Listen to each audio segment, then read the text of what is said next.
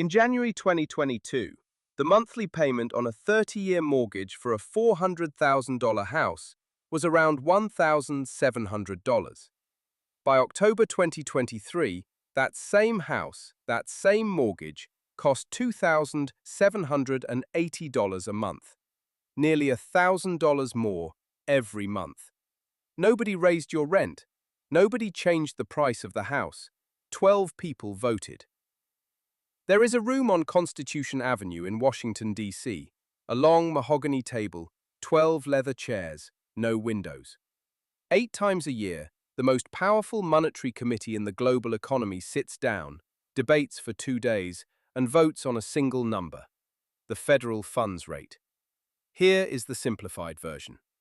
The federal funds rate is the interest rate at which American banks lend money to each other overnight. When that rate moves, everything built on top of it moves too. Mortgages, car loans, business credit. One number, 12 votes. Everything downstream. The committee is called the Federal Open Market Committee, the FOMC. Congress created it in 1933 in the aftermath of the Great Depression.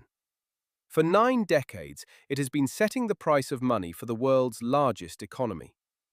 The 12 people in that room are not elected. Most Americans could not name one. And yet they have more influence over your monthly finances than your senator, your employer, or anyone you have ever voted for. This is how it works. Here is what most explanations of the Fed get wrong. They say the Fed sets mortgage rates. That is not quite true, and the difference matters. The Fed sets the federal funds rate. Your mortgage rate is a different number, set by a different market. The two are connected, but the connection is not direct. It runs through several rooms before it reaches your kitchen table. Start at the floor. Banks borrow from each other overnight at the federal funds rate. They lend to consumers at a higher rate to cover risk and earn profit. When the federal funds rate rises by 1%, every rate built on top of it rises too. For mortgages specifically, the wire runs through the bond market.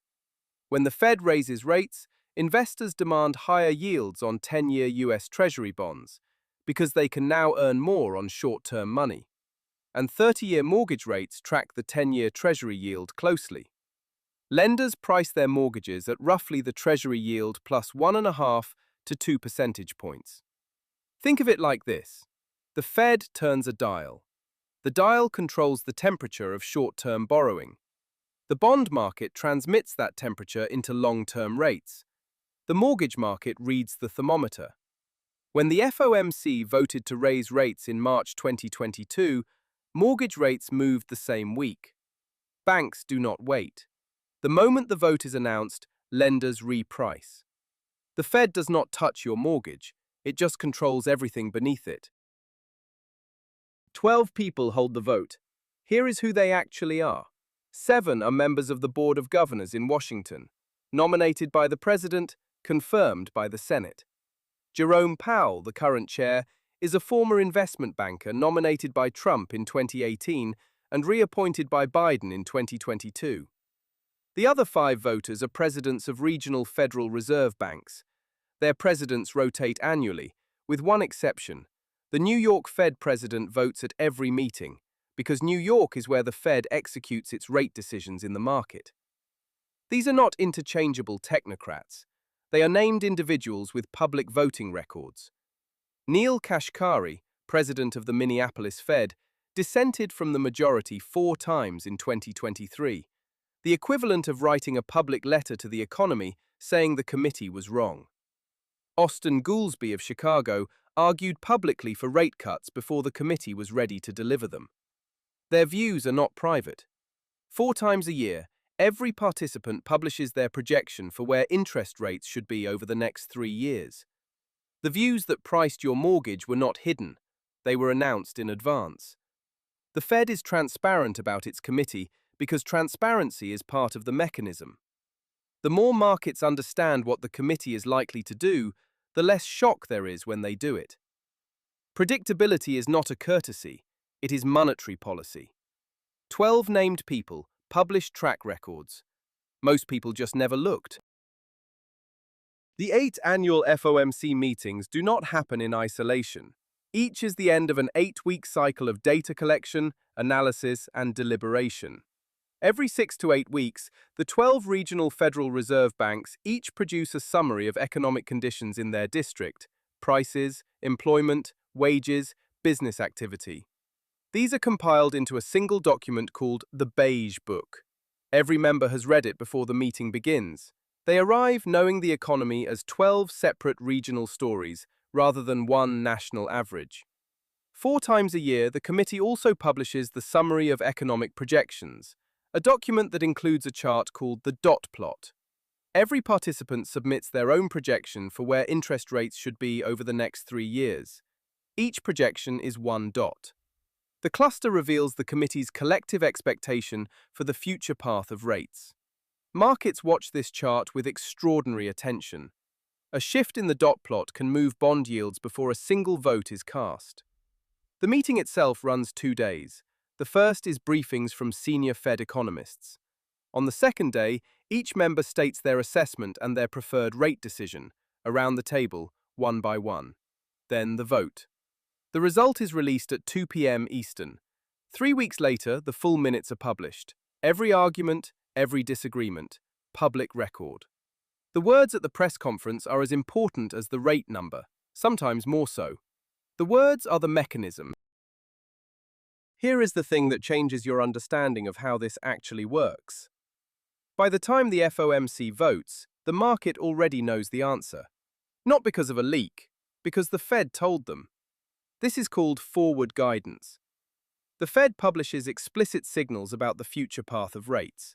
Not, we might raise rates, but we expect rates to remain elevated until inflation sustainably returns to 2%. Specific words, deliberately chosen, that tell financial markets what to price months before the vote happens. Think of it this way. A credible weather forecast does not cause rain. But if the forecast says rain Thursday with 95% confidence, everyone buys an umbrella on Tuesday.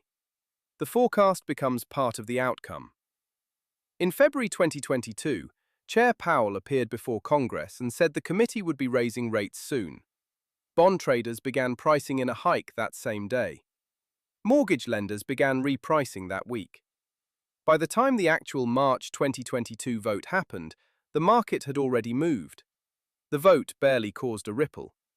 In the minutes before a 2 p.m. FOMC announcement, algorithmic trading systems pass the Fed's statement in under 300 milliseconds and execute tens of millions of dollars in trades before a human finishes the first sentence. That is trillions moving on the signal before the press conference begins. By the time Powell steps to the podium, banks have already repriced. The signal was the action. The vote was the formality. Now for the arithmetic. In January 2022, the federal funds rate was effectively zero. The 30-year fixed mortgage rate was 3.1%, below 4% for 2 years, held down by pandemic emergency policy. Homebuyers who locked in that window got the cheapest mortgages since the 1960s. Between March 2022 and July 2023, the FOMC raised rates 11 consecutive times, from near zero to 5.25%. The fastest hiking cycle since Paul Volcker in 1981. 11 meetings, 11 votes, 11 decisions in the same direction. Each quarter-point increase translated, through the wire you now understand, to roughly a quarter-point rise in 30-year mortgage rates. By October 2023, the 30-year rate had reached 7.8%. The gap between 3.1% and 7.8% on a $400,000 loan is $1,079 a month, $13,000 a year. Over 30 years, that is $324,000 in additional interest, larger than the deposit itself. That money did not vanish. It moved from homebuyers' budgets into lenders' interest income. House prices had risen 40% since 2020, partly inflated by the zero-rate era. Then rates quadrupled. Buyers who were qualified in 2021 were mathematically priced out by 2023, not because prices rose, but because the rate changed. This is what economists mean when they say monetary policy works through the housing market. It is not a metaphor. 11 votes. $25 trillion of outstanding US mortgage debt repriced accordingly. The Federal Reserve is designed to be independent. The logic is straightforward. Elected politicians want low rates before elections. Central banks need to be able to raise rates and slow the economy when inflation demands it, regardless of who is in the White House. In theory, the 12 people in that room answer to no one but the data. In practice, it is more complicated. In 2019, President Trump called Jerome Powell a man with no guts, no sense, no vision, after the Fed held rates steady rather than cutting. He demanded rates go to zero. He reportedly explored whether he had legal authority to fire Powell. He did not. In 2021, prominent economists, including former Treasury Secretary Lawrence Summers, warned the Fed was making a catastrophic error by holding rates near zero as inflation rose. The committee held steady anyway. By 2022, they conceded the critics had been right. Rebuilding credibility required the 11-hike cycle. Inside the room, disagreement is documented and published. The dot plot is not just a forecast, it is a map of a political argument happening inside a committee that is not supposed to be political. When Kashkari dissented 4 times in 12 months, he was signaling where the internal debate stood, and markets priced it. Independence is not a property, it is a reputation. The Fed's power to act without interference depends on markets believing the committee makes hard decisions without bending. The moment that trust breaks, the signal stops working. The Fed's independence is maintained 1 meeting at a time. The next FOMC meeting is already scheduled. All 8 meetings of the year are published in advance. The names of the people who will vote are published. The logic is explained in meeting minutes available to anyone.